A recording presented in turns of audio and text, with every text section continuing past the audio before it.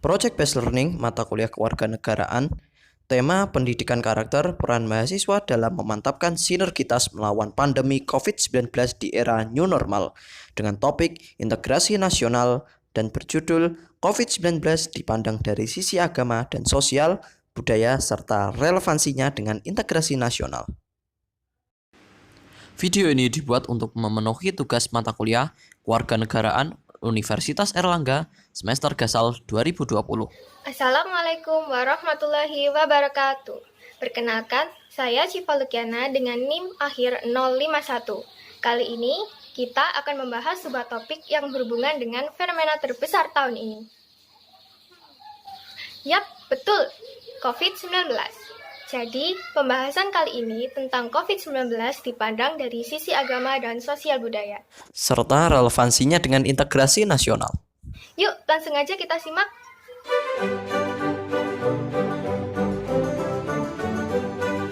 Assalamualaikum warahmatullahi wabarakatuh. Perkenalkan, nama saya Fitra Indonesia Ida Amelia Qurani dengan NIM 072011633036.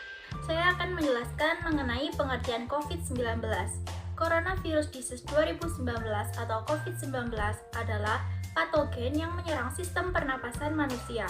Pada akhir bulan Desember tahun 2019 di Wuhan, Provinsi Hubei, Cina, dilaporkan muncul klaster pasien dengan diagnosis awal, yaitu pneumonia yang tidak diketahui etiologinya. Pada 30 Januari 2020, Komite Darurat WHO menyatakan bahwa telah terjadi keadaan darurat kesehatan global akibat meningkatnya angka kasus positif COVID-19. COVID-19 merupakan nama virus yang ditetapkan oleh WHO pada tanggal 11 Februari 2020. Saya, Farah Alisa Pribadi, dengan NIM belakang 037 akan menjelaskan mengenai COVID-19 di Indonesia. Kasus COVID-19 di Indonesia pertama kali muncul pada 2 Maret 2020.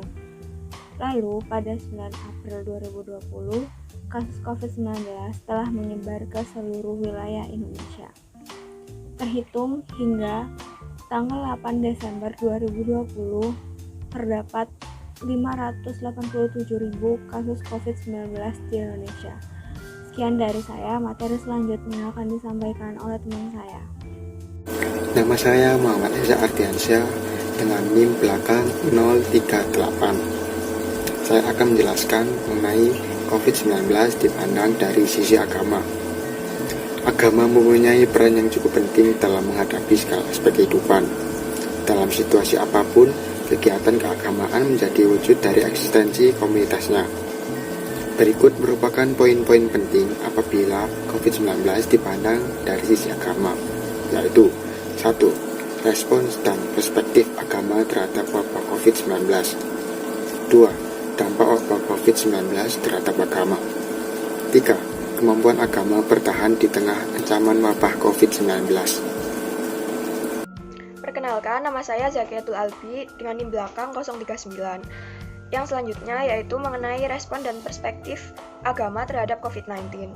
Respon dan perspektif agama dalam konteks ini yaitu Islam terhadap wabah dipengaruhi oleh organisasi Islam dan agamawan.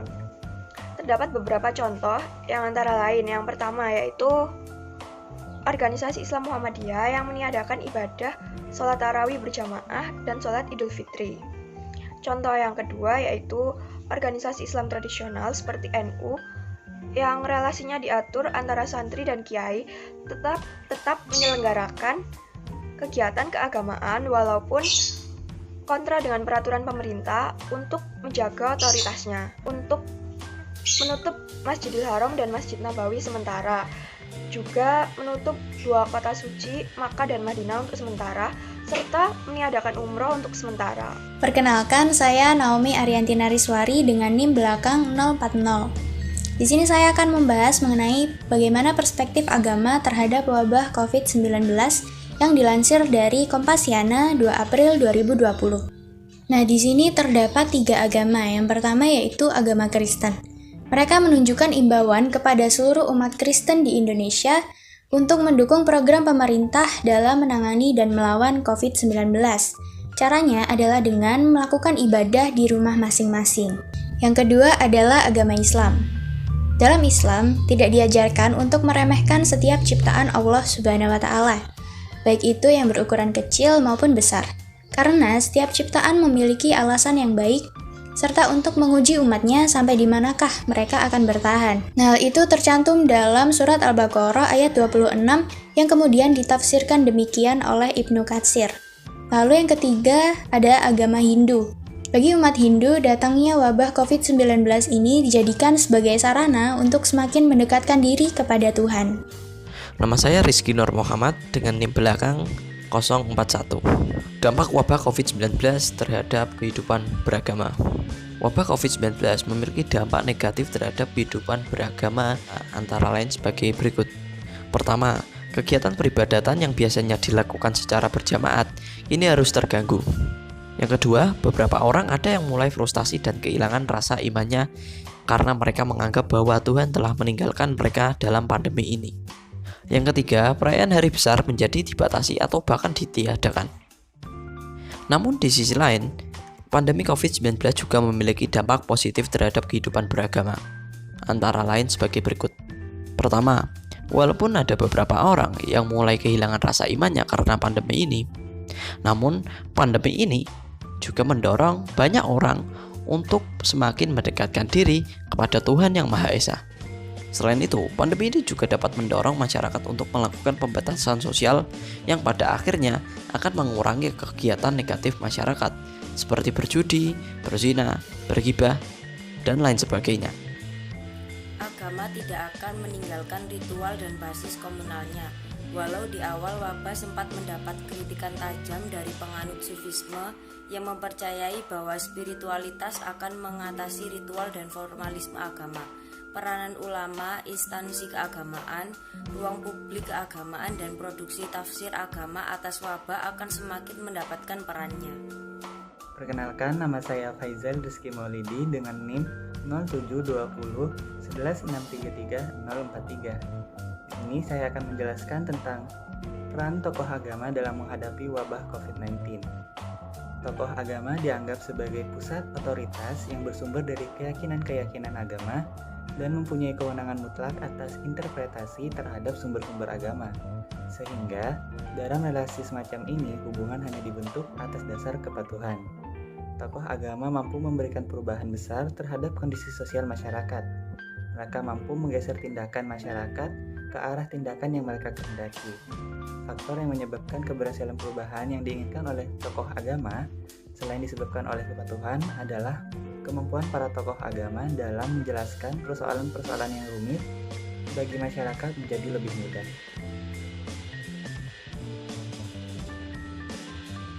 Saya Andini Arfianti dengan NIM 0720 11633044 membahas langkah institusi agama dalam menghadapi wabah COVID-19 sebelum new normal dan new normal. Sebelum new normal, pertama, MUI melalui Fatwa nomor 14 tahun 2020 penyelenggaraan ibadah dalam situasi terjadi wabah COVID-19 dan nomor 28 tahun 2020 panduan dan kaifiyat takbir dan sholat Idul Fitri di saat pandemi COVID-19. Yang kedua, pengaturan tata cara peribadatan ini juga dilakukan oleh umat non-muslim, diantaranya itu Persatuan Gereja Indonesia, PGI, Konferensi Wali Gereja Indonesia, Yayasan Buddha Suci, dan Parisada Hindu Dharma Indonesia atau PHDI.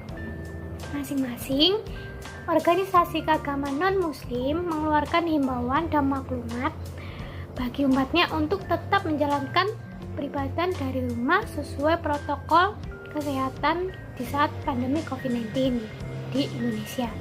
Yang ketiga itu melakukan pengumpulan dan penyaluran bantuan kepada masyarakat yang terdampak COVID-19.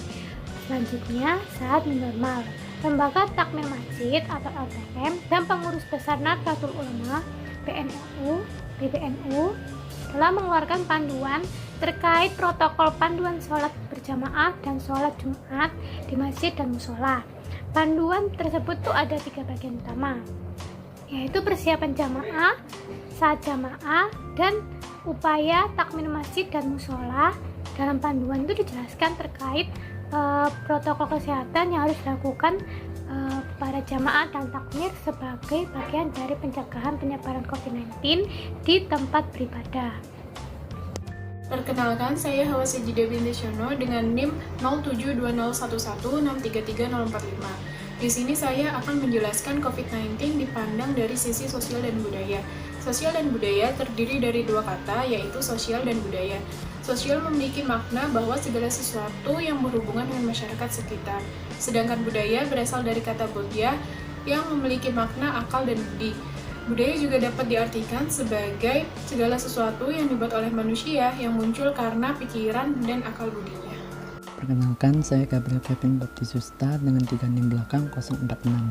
Di sini saya akan menjelaskan tentang COVID-19 dalam pandangan sosial budaya.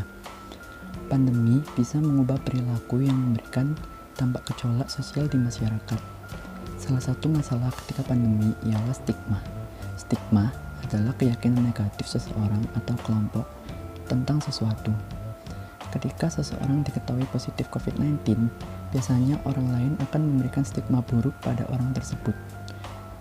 Hal ini akan mengakibatkan menurunnya kondisi psikologis penderita. Dalam masyarakat, stigma menyebabkan penderita dan keluarganya mengalami isolasi, penolakan, dan perundungan dari orang-orang di sekitarnya, baik secara offline dan online, melalui media sosial. Sekian, terima kasih. Perkenalkan, nama saya Sintiani Kaiksa Putri dengan 3 nomor NIM belakang 047. Di sini saya akan melanjutkan presentasi dari teman saya. Stigma negatif pada COVID-19. Stigma yang negatif pada COVID-19 menyebabkan orang-orang cenderung melanggar norma, yaitu tidak jujur. Dari beberapa kasus yang ada, banyak penderita COVID-19 yang tidak berterus terang kepada dokter tentang riwayat perjalanannya. Akibatnya, banyak dokter, relawan, dan tenaga medis lain yang terinfeksi COVID-19 hingga meninggal dunia. Untuk menjaga reputasi, nama baik, harga diri, dan demi menghindari stigma negatif masyarakat tentang COVID-19, orang-orang rela membahayakan nyawa orang lain. Pandemi ini mengubah persepsi masyarakat tentang penyakit tersebut dan juga diri mereka sendiri dalam konteks sosial. Perkenalkan, saya Amalia Lestari dengan NIM 072011633048. Di sini saya akan menjelaskan mengenai kebijakan dan alternatif. Untuk mencegah penambahan kasus COVID-19, pemerintah memberlakukan kebijakan lockdown yang awalnya hanya selama 14 hari dan social distancing. Tetapi, berjalannya waktu menunjukkan adanya kenaikan kasus COVID-19. Indonesia tidak melakukan apa yang dilakukan negara-negara yang lain, yaitu adanya metode pencegahan sejak awal sebelum virus itu merebak ke penjuru negara. Dikarenakan kondisi krisis di Indonesia mulai meningkat, pemerintah mulai memperpanjang kebijakan lockdown demi memutus mata rantai COVID-19. Perkenalkan, nama saya Anggi Ayura Gita Pranesti dengan NIM 072611633049. Pendekatan sosial budaya. Pendekatan sosial budaya juga sangat mempengaruhi dalam menangani COVID-19. Hal ini dapat dilihat dari perilaku masyarakat seperti menjaga jarak, memakai masker, dan mencuci tangan. Apabila perilaku atau budaya masyarakat dapat mengikuti protokol kesehatan dengan baik, maka akan terhindar dari COVID-19. Dan begitu pula sebaliknya. Itulah alasan mengapa aspek sosial budaya berkaitan pula dengan aspek medis. Perkenalkan, nama saya Ayaka Ramadi Putri dengan NIM belakang 050. Dampak COVID-19 dari aspek sosial dan budaya. Sangat sulit tentunya menerapkan kebijakan ini bagi pelaku ekonomi yang masih rendah dan upahnya yang didapat per hari bukan per bulan. Kebijakan ini menimbulkan dampak positif dan negatif. Kenapa kebijakan ini menimbulkan efek negatif? Karena Indonesia di dalam bidang ekonomi masih sangat bergantung pada interaksi sosial dibanding dengan interaksi virtual, seperti negara maju yang lain. Hal ini sangat berdampak pada terjadinya hambatan ekonomi dan banyak investor asing yang menjual saham dan membuat indeks harga saham gabungan menjadi turun. Di sisi lain, kebijakan ini menjadi lebih dampak positif yang tentu saja salah satunya adalah supaya mendekatkan diri dengan keluarga, beristirahat sejenak di rumah, dan meningkatkan kemampuan dalam teknologi. Karena saat ini semua kegiatan dalam virtual yang secara tidak langsung membuat kita tentang teknologi yang sebelumnya tidak pernah kita ketahui. Perkenalkan, nama saya Lulu Arta Anjani dengan NIM 052. Di sini saya akan menjelaskan mengenai memaknai pandemi COVID-19 secara sosial budaya. Dalam penanganan virus COVID-19, masih terdapat disinformasi yang terjadi di masyarakat, baik dari sisi etnisitas, sejarah, dan bahasa yang beredar di masyarakat melalui media sosial. Penanganan pandemi COVID-19 ditinjau dari sisi sosial dan budaya sangat berkaitan dengan platform digital berbeda apabila dibanding dengan kajian yang berkaitan dengan kesehatan. Dengan penyebaran virus yang dianggap bisa terjadi melalui kontak fisik, serta kebiasaan-kebiasaan sosial yang umum pun terpaksa harus dihindari demi mencegah penyebaran virus yang lebih luas. Masyarakat terpaksa mengubah kebiasaan sosial karena regulasi social distancing, dan lockdown telah membuat digital menjadi ruang publik yang mengaitkan individu dan masyarakat menjadi hal yang penting. Saya Nabila Syahrani Ramadan dengan NIM belakang 053. Relevansi dengan integrasi nasional. COVID-19 banyak membawa berbagai dampak baik dari aspek sosial budaya maupun agama. Contoh paling nyatanya adalah ditiadakannya kegiatan agama yang melibatkan orang banyak. Tak dapat dipungkiri juga, COVID-19 juga berpengaruh terhadap integrasi nasional. Bangsa Indonesia yang bercirikan gotong royong kini harus membiasakan diri dengan protokol kesehatan yang mengharuskan untuk menjaga jarak. Tak lupa pula, keresahan bangsa dalam menghadapi pandemi ini juga dimanfaatkan oleh beberapa oknum. Oknum-oknum ini bermaksud untuk menciptakan disintegrasi dan perpecahan bangsa. Hal tersebut dilakukan dengan menciptakan fitnah atau berita hoaks di media sosial. Hal-hal tersebutlah yang dapat menyebabkan disintegrasi bangsa. Padahal, integrasi bangsa atau integrasi nasional adalah satu instrumen penting yang harus dilakukan untuk menjaga kesatuan bangsa saat menghadapi pandemi COVID-19 saat ini. Namun, pada dasarnya, integrasi bangsa dalam kehidupan sosial tetap bisa dipupuk walaupun dalam masa pandemi seperti ini. Tentunya dengan tunjangan teknologi informasi seperti penggunaan media sosial, online meeting, dan lain sebagainya. Dalam hal ini, peran tokoh agama dan institusi sosial juga sangat penting untuk mengingatkan kepada masyarakat agar senantiasa optimis, mendekatkan diri kepada Tuhan, saling menjaga dan saling menghargai sesama bangsa Indonesia dengan mematuhi protokol kesehatan agar semuanya bisa aman dan pandemi dapat segera berakhir. Nah, itu tadi kawan-kawan bagaimana COVID-19 dipandang dari sisi agama dan sosial budaya. Semoga pembahasan ini bisa bermanfaat bagi kita semua. Saya, Syifa Lukiana, mewakili kelompok kami, mengucapkan terima kasih dan mohon maaf atas segala kekurangan. Akhir kata, wassalamualaikum warahmatullahi wabarakatuh.